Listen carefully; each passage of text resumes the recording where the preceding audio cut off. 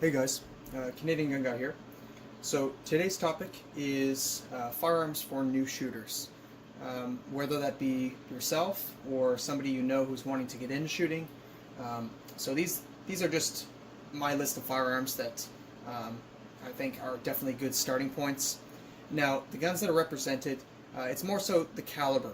Pretty much any 22 rifle or 22 pistols is something we'll get into in a little bit here, but pistols are a little bit different recoil-wise. But anyway, any 22 rifle is, generally speaking, quite comparable, even with different power 22 rounds. So think of every firearm that I'm showing here, or pretty much every firearm that I show here, as representing the caliber and the recoil from that caliber, more so, recoil and controllability, of course, more so than the specific firearm. Now I will specify some that I think are definitely good options for those calibers, but primarily it's the caliber. So starting out here, I have two different types of actions in 22 long rifle. You can see I have a little display of ammunition here.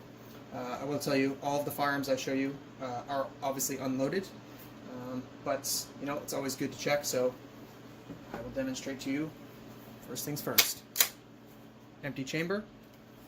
Okay, so the gun I have right here is just your basic Mossberg single shot 22. Nothing super special about it. Sorry, let me just make sure I'm in the frame. I apologize. So nothing super special about it. This represents pretty much any single shot 22 rifle. Single shots are a lot of fun. If you guys haven't shot a single shot before, if you're new to shooting at all, or even if you're an experienced shooter and haven't shot a single shot 22, it's surprisingly a lot of fun.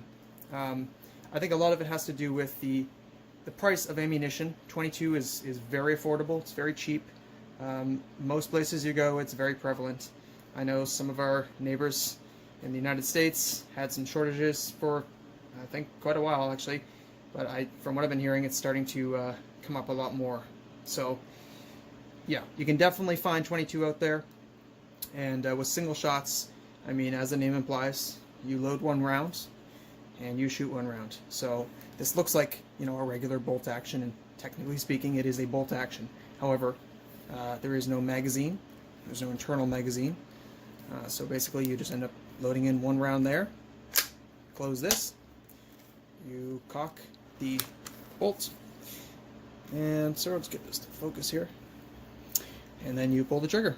And I'm not going to, just manipulate here. Okay, I'm not going to dry fire this. I'm not sure if you know this too, but it's not the best idea to dry fire rimfire firearms. But that's another topic for another day. Anyway, definitely an option that I recommend. If you have somebody that's a lot younger, if it's your children, for example, or niece or nephew, whatever, or you just don't feel super comfortable getting into firearms, but you do want to try it out, then you can't go wrong with a single shot. So that's for the single shot. Moving on here, we have my Ruger 1022. So 1022, I have a different stock on it. This is the Magpul Hunter X 22 stock. There. It came in the polymer stock when I got this gun, and I've done a couple things to it, very minor, really just slapped on a rail. I think it's a Weaver rail, and just a TRS 25 from Bushnell, so just a basic red dot. Anyway, as you can see in the bottom here, first, firearm is clear, as you can see. So this is a magazine-fed firearm, and with this gun, standards, the magazines that sit flush in here are 10 rounds. There's 25-round magazines, and up from there, I've seen some that are like 100 rounds plus.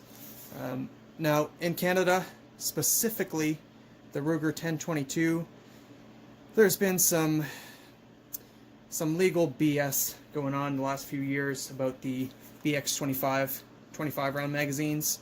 I'll let you get into that yourself, but basically they are prohibited. which sucks. They never used to be, but then they became prohibited. So anyway, the firearm itself is an excellent platform. They've made millions of these things, and frankly, I love this gun.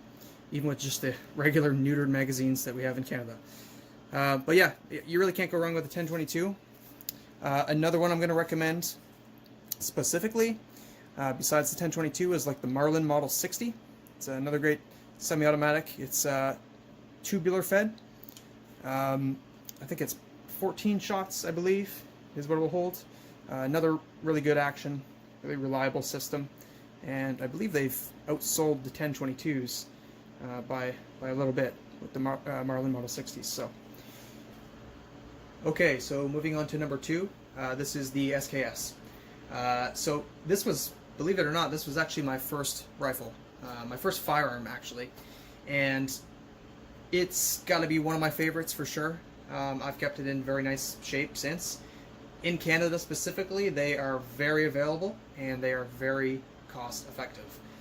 You can usually pick these guys up between, nowadays in 2019, most likely the lowest you're going to get from a retailer is around $250, and that's a steal.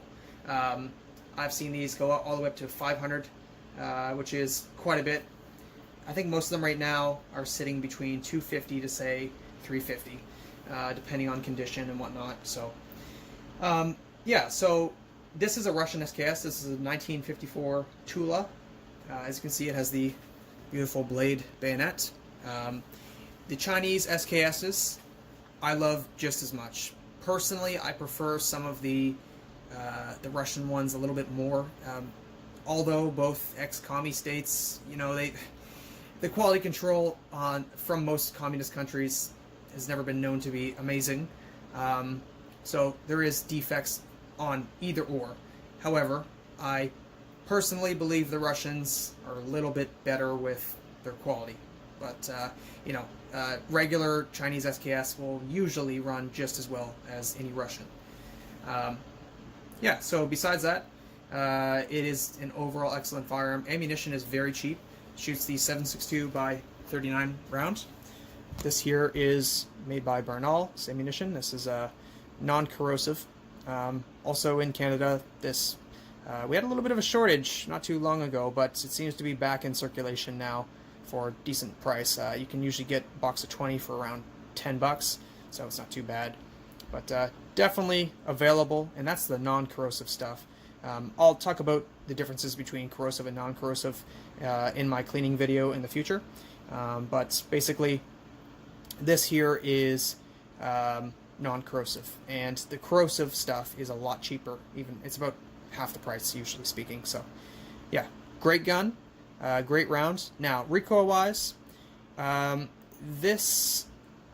it's not that bad, to be honest. With an SKS, I find the gun is heavy enough to mitigate most of the recoil.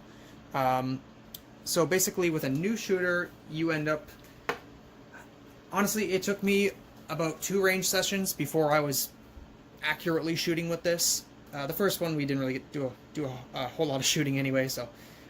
but by the second time, I was able to get it on paper pretty well, and I got a sight adjustment tool for it, and I was able to... You know, that's kind of part of it. I was able to dial that front sight post in, and this thing is dead on. If you're shooting, especially benched, this thing is very, very accurate. The conspiracies around the 7.62 by 39 round are pretty laughable sometimes. Same with some of the ones around the AKs, but it is definitely an accurate round. Put it this way, most ammunition, no matter what, is more accurate than the person shooting it. So I have good results with this gun. Funny enough, when you extend the bayonet, you tend to tighten up the groupings, and the idea behind that, from what I've been reading, is when they sighted these guns in at the factory, they had the bayonets fixed in the fixed position. So has something to do with the harmonics of the barrel, from what I understand. But yeah, overall, SKS is an excellent choice for a new shooter. Okay, so moving on to number 3, we have the AR-15. So right off the bat, let me just say, if you live in Canada, to own an AR-15, it's a little bit different. You have to have what's called a restricted firearms license. this is a restricted firearm. So essentially you have to have a non-restricted license first. That then allows you to take the course to get your restricted license, and then once you have that, you can get an AR-15. I'm going to cover more of that in depth in another video, but for right now, let's just focus on the firearm itself. So the AR-15 platform is overall a very great platform. It's very customizable. It's very modular. You know, there's lots of different parts out there for it, different brands that make parts for it. And right now, this is just a very basic layout. I have pretty much all Magpul furniture on here. I just wanted a standard, almost similar to like a patrol rifle. It's very bare bones. Overall, the round itself. So this one is chambered in 5.56, so it can shoot 5.56 and 2.23. It's very controllable. I'll show you here. So the round itself, a lot of people don't know this, but this round is actually the same diameter as a .22 bullet. If you take calibers to it, it'll say 0.22. So the round itself isn't massive. However, it's moving a lot quicker than an actual .22 round. So don't let its size deceive you. It is a decently powerful round, and really the difference is this is a necked cartridge, got a lot more powder in there. But yeah, it's definitely very controllable though for new shooters and experienced shooters. Even with a new shooter, the gun itself, and obviously some of this has to do with how the gun is laid out. Because they're so customizable, you can get lots of different options that will kind of mitigate some of that recoil.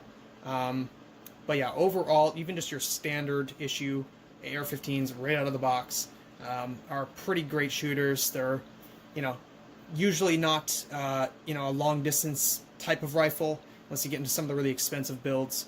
But your standard stuff, like your M&P15 here, I can name a million others, but basically, it's just a have fun type of rifle. Very reliable, very affordable, and the ammunition is very affordable. So definitely a great gun. I guess we'll move on to the next one. Okay, so moving on to number 4, we have the Mosin Nagant. So this one in particular is a Mosin Nagant 9130. However, any Mosin is pretty comparable. Obviously, some of them do change. Some of the finished captured ones, you can usually get some higher quality control and whichever, but we won't go into that right now. Basically, your standard stuff is usually a Mosin Nagant 9130. They're still pretty available out there. The supply is starting to drop a little bit, so that's kind of forcing some of the prices to go up. I've been seeing some of them around for, whereas you used to be able to get them over the years for a lot cheaper. Recently, I've been seeing a lot of 300 and up. So, if you're into history at all, and we're looking to get some sort of historical, fun firearm, I definitely recommend the Mosin Nagant of any kind. It shoots a 7.62 by 54R round, which is this thing here. I have down there the stripper clip to load it. So this round, just get this to focus. There we go. This round is it's a pretty big round. It does kick a decent amount. However, just like all the other ones I've shown you, very controllable. Any round is controllable as long as you are shown how to shoot a gun properly. And frankly, over time, the more you shoot it, basically if you have any space between your shoulder and you shoot a gun and then get a big bruise on there, you're going to say, oh shit, well maybe I shouldn't leave space between my shoulder. And then the next time you'll never do that again. So yeah, these have steel butt plates on the back, so they definitely, they kick when you're shooting a lot of these things, but nonetheless, it's definitely controllable. They have a pretty short length of pull, so a lot of people, if you're a bit taller, have longer arms like myself, you might want to put some sort of longer extension, like a rubber pad, for your length of pull. Personally, I'm used to a lot of Russian stocks are like this.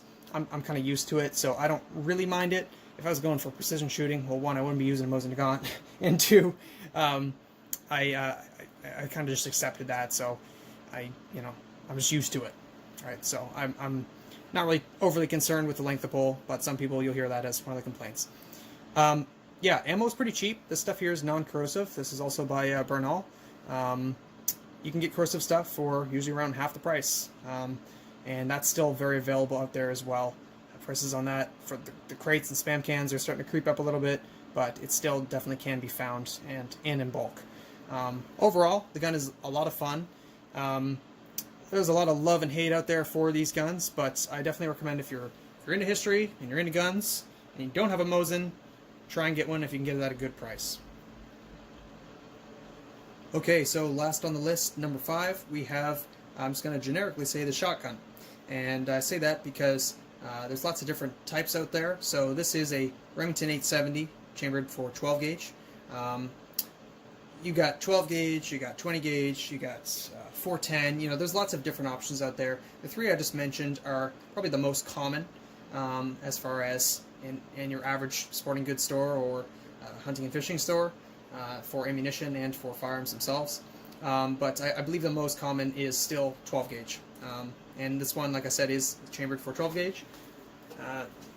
Like I mentioned earlier with 22, there's lots of different types of shot for these. And it's calculated a little bit different as far as measurements and calibers and whatnot with shotguns than it is with your regular, center fire and rim fire rifle and pistol rounds. So it's a little bit different. Maybe I'll talk about that in another video. But basically, this one is what's called a high brass. So basically, the brass itself is just there's more of it. It goes up higher on the shot itself, or sorry, on the shell itself. This is a higher pressure round. I believe this is a turkey round for hunting turkeys, or so. I'd have to check. I just grabbed it out of a random pile. But yeah, 12 gauge is definitely pretty powerful. Lots of different types of rounds out there that will give you different results, but you can't really go wrong with a good shotgun, and whether that be 12 gauge, 20 gauge, or whatever, like I said. But I definitely am going to recommend 12 gauge, even if you're a smaller frame person or think, I've never really shot a shotgun. From what I've seen in movies, they seem kind of scary. Well, let me tell you, first of all, don't believe anything about guns in movies, and second of all, yes, they are powerful. Guns are powerful. However, doesn't mean you can't be trained to shoot them. There's pretty small kids out there that are shooting some pretty crazy guns when showed how to do it properly. And as long as you're shown how to do it right, it's definitely a controllable firearm. So yeah, that's about it, guys. Hopefully you've enjoyed my kind of top 5. I know there's a few more than 5 guns in here, but generally top 5 first firearms. Alright, I'll catch you next time.